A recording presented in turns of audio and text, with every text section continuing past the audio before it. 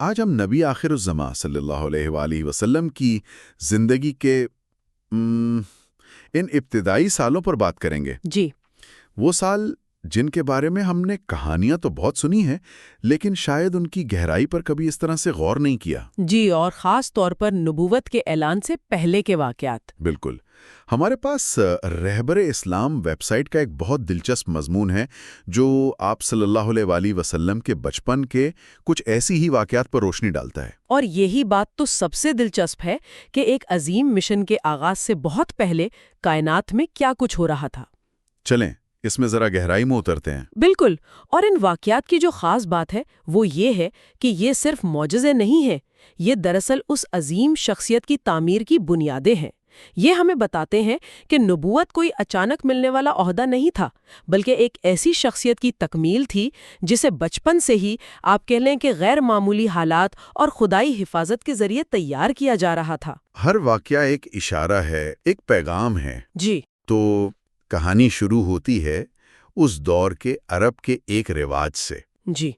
بڑے خاندان اپنے نوزائیدہ بچوں کو اچھی صحت اور خالص عربی زبان سیکھنے کے لیے دیہات کی دائیوں کے حوالے کر دیتے تھے۔ جی، یہ ایک عام رواج تھا۔ آپ صلی اللہ علیہ وسلم کو بھی پہلے آپ کی والدہ، پھر صوبیہ اور پھر بنو سعد قبیلے کی حضرت حلیمہ سعدیہ نے دودھ پلایا۔ لیکن حضرت حلیمہ کا آپ صلی اللہ علیہ وآلہ وسلم تک پہنچنا ہی اپنے آپ میں غیر معمولی واقعہ ہے۔ جی، وہ سال قحط کا سال تھا۔ بنو سعد کی عورتیں روزی کی تلاش میں مکہ آ رہی تھیں۔ حضرت حلیمہ ان میں سب سے غریب تھیں۔ ان کی سواری ایک کمزور سی خچر تھی، جس کی وجہ سے وہ قافلے میں سب سے پیچھے رہ گئیں۔ تو جب تک وہ مکہ پہنچیں، باقی سب دائیوں کو اچھے امیر گھرانوں سے بچے مل چکے تھے۔ جی بالکل، صرف ایک بچہ باقی تھا، ایک یتیم بچہ جس کے والد کا سایہ پیدائش سے پہلے ہی سر سے اٹھ چکا تھا۔ اور دنیاوی طور پر سوچیں تو ایک یتیم بچے کی پرورش کرنے میں دائی کو کوئی خاص معاوضے ملنے کی امید نہیں ہوتی۔ بالکل، اسی لیے سب نے آپ صلی اللہ علیہ وسلم کو لینے سے انکار کر دیا۔ یہ بات سوچ کر ہی عجیب لگتا ہے کہ جس ہستی نے پوری دنیا کے لیے رحمت بننا تھا، اسے ابتدا میں کوئی قبول کرنے کو تیار نہیں تھا۔ یہیں پر توکل اور ایمان کا امتحان تھا۔ حضرت حلیمہ نے اپنے شوہر سے مشورہ کیا کہ بھئی خالی ہاتھ واپس جانے سے تو بہتر ہے کہ اسی یتیم بچے کو لے چلیں۔ اور ان کے شوہر کا جواب کیسا تھا؟ بہت خوبصورت۔ انہوں نے کہا، ہو سکتا ہے اللہ اسی بچے کے ذریعے ہمیں برکت عطا فرما دے۔ یہ صرف ایک امید نہیں تھی، یہ ایک گہرا یقین تھا کہ خیر کا تعلق دنیاوی اسباب سے نہیں، اللہ کی رضا سے ہوتا ہے۔ اور واقعی ان کا یہ فیصلہ ان کی زندگی کا سب سے بابرکت فیصلہ ثابت ہوا۔ جی ہاں۔ تو جب حضرت حلیمہ آپ صلی اللہ علیہ وسلم کو لینے پہنچی، مضمون اس منظر کو بہت خوبصورتی سے بیان کرتا ہے۔ آپ سفید اونی چادر میں لپٹے تھے، آپ کے سانس سے مشک کی خوشبو آ رہی تھی۔ جب حضرت حلیمہ نے محبت سے آپ کے سینے پر ہاتھ رکھا تو آپ مسکرا دیے اور آنکھیں کھول دیں۔ جی، وہ بیان کرتی ہیں کہ انہوں نے آپ کی آنکھوں سے ایک نور نکلتے دیکھا جو آسمان تک پھیل گیا۔ یہ تو صرف شروعات تھی۔ اصل تبدیلی تو واپسی کے سفر میں آئی۔ جی، یہ ایک بہت ہی ٹھوس اور فوری تبدیلی تھی۔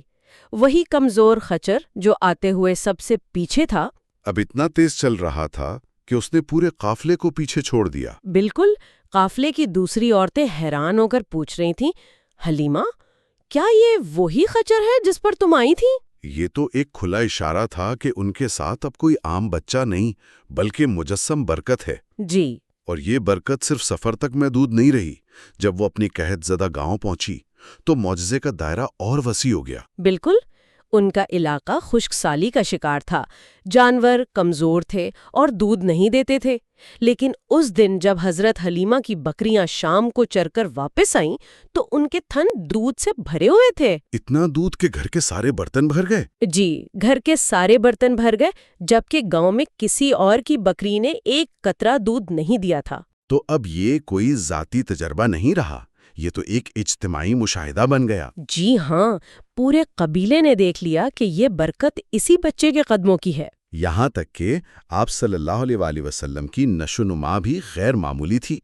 مضمون بتاتا ہے کہ صرف 9 ماہ کی عمر میں آپ صاف گفتگو فرمانے لگے تھے۔ بنو سعد کی بستی میں جیسے ہر طرف خوشحالی اور خوشبو پھیل گئی تھی۔ تو یہ برکتیں تو ظاہر ہو رہی تھیں، لیکن ان کے ساتھ ساتھ کچھ ایسے واقعات بھی پیش آئے جو ظاہر کرتے تھے کہ یہ بچہ عام نہیں ہے، اور شاید اسی وجہ سے حضرت حلیمہ خوفزدہ بھی ہوئیں۔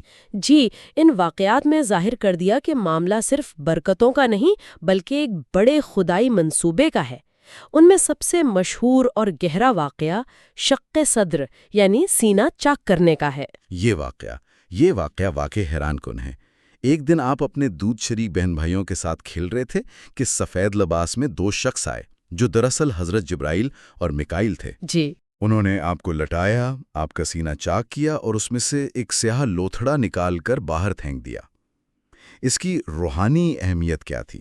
یعنی اس سیاہ دانے کو نکالنے کا کیا مطلب تھا؟ دیکھیں، یہ صرف ایک جسمانی عمل نہیں تھا بلکہ ایک گہری روحانی تطہیر کی علامت ہے۔ اسلامی روایات کے مطابق یہ لوتھڑا انسان میں موجود نفسانی خواہشات اور شیطان کے اثرات کا مرکز ہے۔ اچھا، تو اس کو نکالنے کا مطلب یہ تھا کہ جس قلب مبارک میں وحی الہی کا نور نازل ہونا ہے اسے ہر قسم کی دنیاوی اور شیطانی علائشوں سے پاک کیا جا رہا ہے۔ یعنی نبوت کی عظیم ذمہ داری کے لیے ایک روحانی تیاری جو بچپن میں ہی مکمل کر دی گئی۔ بالکل۔ تو ایک طرف یہ خدائی حفاظت اور تیاری ہو رہی تھی، لیکن دوسری طرف خطرات بھی منڈلا رہے تھے، اور دلچسپ بات یہ ہے کہ یہ خطرات ان لوگوں کی طرف سے آ رہے تھے جو آپ صلی اللہ علیہ وسلم کو پہچان رہے تھے۔ بالکل، اور یہ پہچان مختلف ذرائع سے ہو رہی تھی۔ ایک طرف عرب کے کاہن اور نجومی تھے تو دوسری طرف اہل کتاب یعنی یہودی اور عیسائی علماء، سب اپنے اپنے علم کی بنیاد پر آپ کی نشانیوں کو پہچان رہے تھے۔ اچھا، یہاں ایک سوال پیدا ہوتا ہے، اس دور کے عرب معاشرے میں ایک کاہن یا نجومی کی کیا حیثیت تھی؟ کیا ان کی بات کو وزن دیا جاتا تھا؟ بہت زیادہ۔ اس زمانے میں کاہن صرف قسمت بتانے والے نہیں تھے بلکہ ان کا تعلق روحانی اور غیبی علم سے سمجھا جاتا تھا۔ قبیلے جنگ اور امن جیسے بڑے فیصلوں میں بھی ان کی پیش گوئیوں کو استعمال کرتے تھے۔ ان کی بات میں ایک روحانی وزن ہوتا تھا۔ تو جب اوکاز کے میلے میں ایک کاہن آپ کو دیکھ کر چیختا ہے کہ لوگو اس بچے کو قتل کر دو، یہ تمہارے بتوں کو توڑے گا اور تم پر غالب آئے گا، تو یہ کوئی معمولی دھمکی نہیں تھی۔ جی نہیں، یہ ایک بہت بڑا خطرہ تھا کیونکہ لوگ اس کی بات پر یقین کر سکتے تھے۔ اور ایسا صرف ایک بار نہیں ہوا۔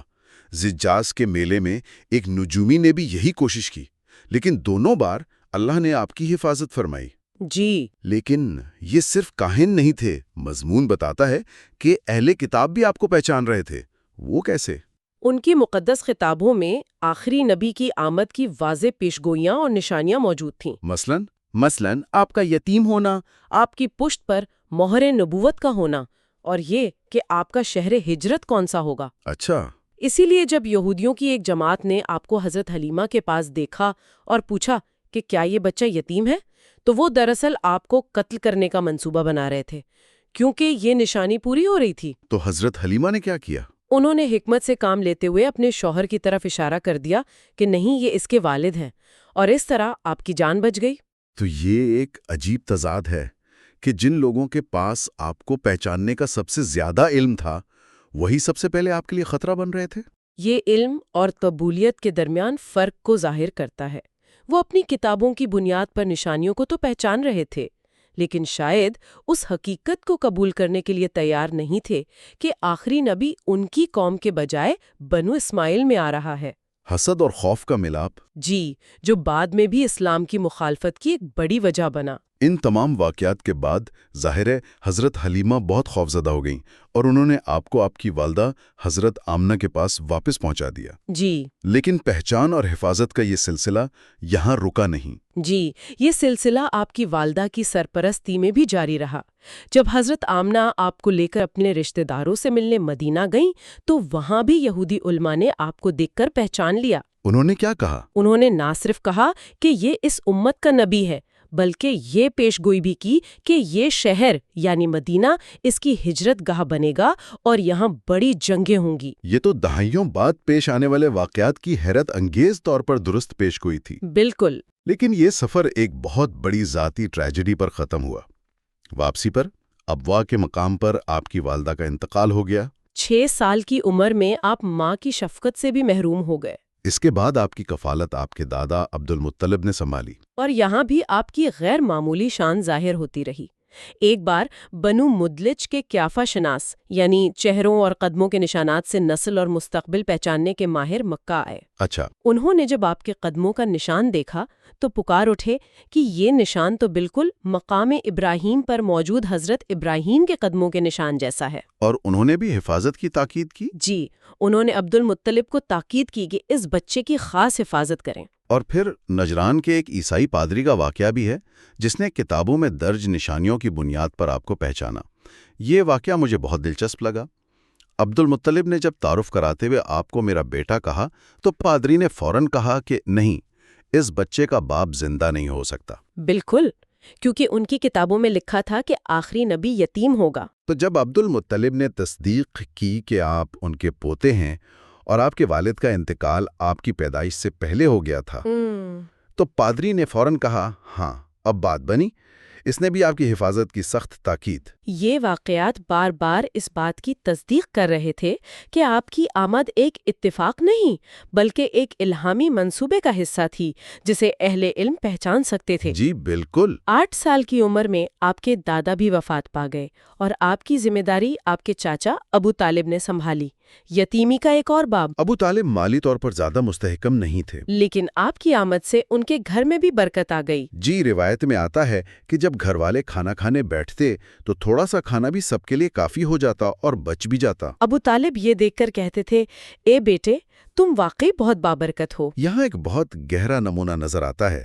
ظاہری طور پر آپ ایک یتیم ہیں، ایک کے بعد ایک سرپرست بدل رہے ہیں۔ آپ خود دوسروں کی کفالت پر ہیں۔ جی، لیکن باطنی طور پر آپ ہی سب کے لیے خیر و برکت کا ذریعہ ہیں۔ یہ اس بات کا ثبوت ہے کہ خدا کا منصوبہ دنیاوی اسباب کا محتاج نہیں ہوتا۔ بالکل۔ ایک آخری دلچسپ واقعہ مضمون میں یمن کے سفر کا ہے۔ راستے میں ایک سرکش اونٹ تھا جو کسی کو پاس نہیں آنے دیتا تھا، لیکن آپ کو دیکھتے ہی وہ آپ کے سامنے بیٹھ گیا۔ یہ کیا ظاہر کرتا ہے؟ یہ ظاہر کرتا ہے کہ آپ کی رحمت اور آپ کا اثر صرف انسانوں پر نہیں بلکہ جانوروں پر بھی تھا۔ وہ اونٹ جو سب کے لیے خطرہ بنا ہوا تھا آپ کے سامنے تسلیم ہو گیا۔ یہ آپ کی اس جامع رحمت کی ایک جھلک تھی جو بعد میں پوری کائنات کے لیے ظاہر ہونی تھی۔ اچھا، تو اگر اب ان سارے واقعات کو جوڑ کر دیکھیں تو ہمارے سامنے کیا تصویر بنتی ہے؟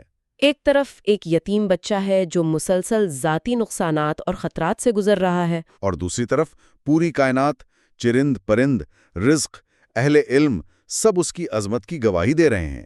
بالکل یہی تصویر بنتی ہے۔